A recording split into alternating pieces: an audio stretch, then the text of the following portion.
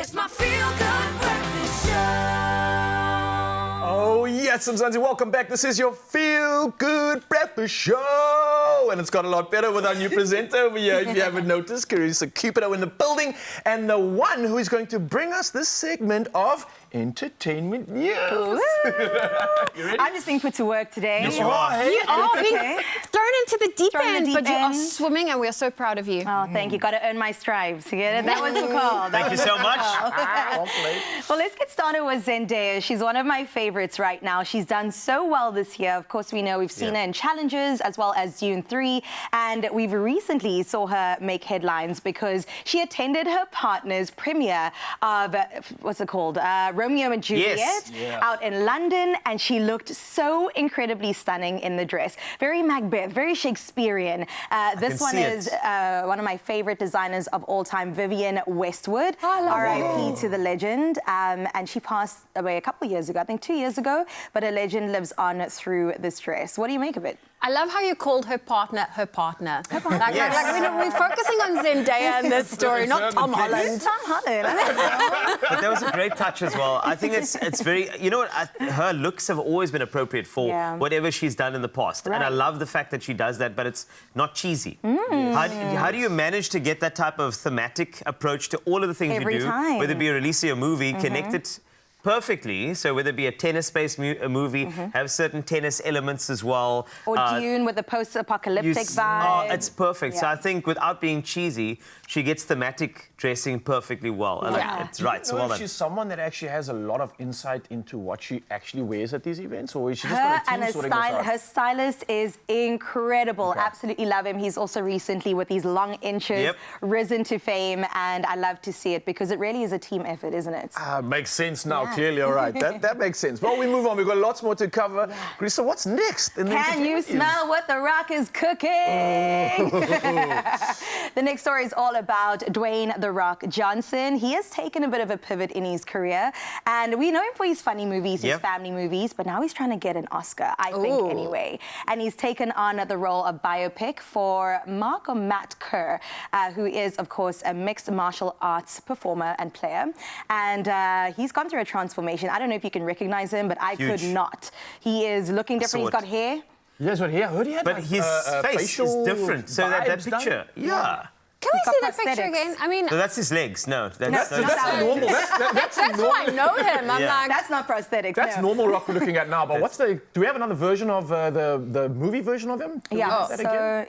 On his social media, if you go follow him now, there is a picture of him, and you cannot recognize the fact that that is The Rock. You maybe the bicep, but that's about it. What I also saw, when you go scan, you're going to see he posted quite recently that he is now holding the Guinness World Record for the most followed actor on TikTok. Yeah, he's the most followed American man in history, and he's kind of gloating about it. A very recent post as well, but this is why if you go, you're going to scan that there, but that's him over there, so go check it out. I'm just here to see the man's physical transformation. I'm always so interested in seeing how much training goes into this. Obviously, he's someone that is well-versed in combat and fighting. Exactly. So I'm keen to see how he takes that and transitions into MMA. And then at the same time, I think that a lot of this is not just acting. This is a man that, remember, he comes from NFL. He comes from WWE, WWF. And yes, there's a lot of talk about that being fake, but it's athletic. These are athletes doing the most. So I think he's going to do justice to this role. I want to see how well he executes this. You and me both. I'm sure Mark Kerr will give him a standing OV. I literally cannot wait to see that go out live.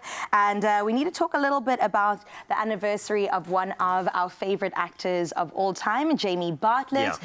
His widowed girlfriend just put out some words and said that she cannot get over the fact that it's been, I think, 2 years since he's passed away. And we definitely feel that gap in the acting industry. I mean, we know him from Rhythm City and so many more movies. And I personally am such a big fan of him to this day. He's so good at also just switching from language to language, speaking to the entire nation of Mzansi, right? But it's also someone that just like demands that sort of respect when they speak, you know? It's kind of like your presence is known as soon as you utter a word. And I think that's something that's been earned through that career, through all these highlights and everything that's been shared along this journey. And I'm grateful that we had a part to be able to witness that and really see that in our generation. It's something that I think we can take a lot of learning from.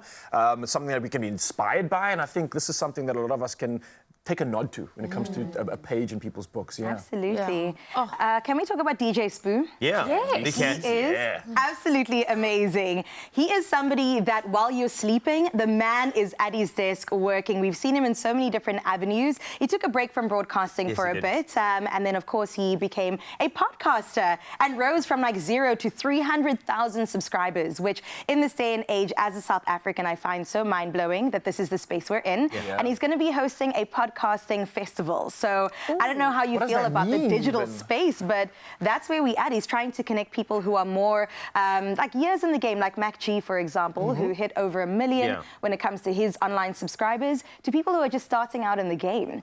The internet really has been such a great, I would say, solve to the digital divide that we have here, right? So many people are trying to access things, trying to be somebody, trying to create something, trying to say something. And here we have the system of podcasting working for us. It's crazy. I think it's a nod to not only the talent that we have in our country, but the fact that our talent is now in a space where it's getting recognized, it's getting respected, and we as South Africans are sharing it. We're no longer scared about our talents and scared about how we're going to be judged. And I'm seeing so many incredible South Africans right now doing this, getting out there and realizing that we resonate with the world, not just Africa, but I think with the entire world. And I think that's a big testament to the success we as South Africans are having in the podcast world, because everybody can relate to us. We've gone through all of it.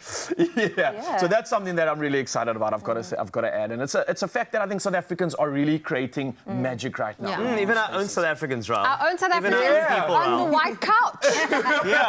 Let's talk about you for a second, I Rob. see what you did there. Yes. Look, I can't not just share this excitement, because obviously, since you know about My Design Rules, it's a new show that I'm hosting. Yes. And I'm so honored to do that. Rob. Yes, Rob. Yes, Rob. Don't be so humble.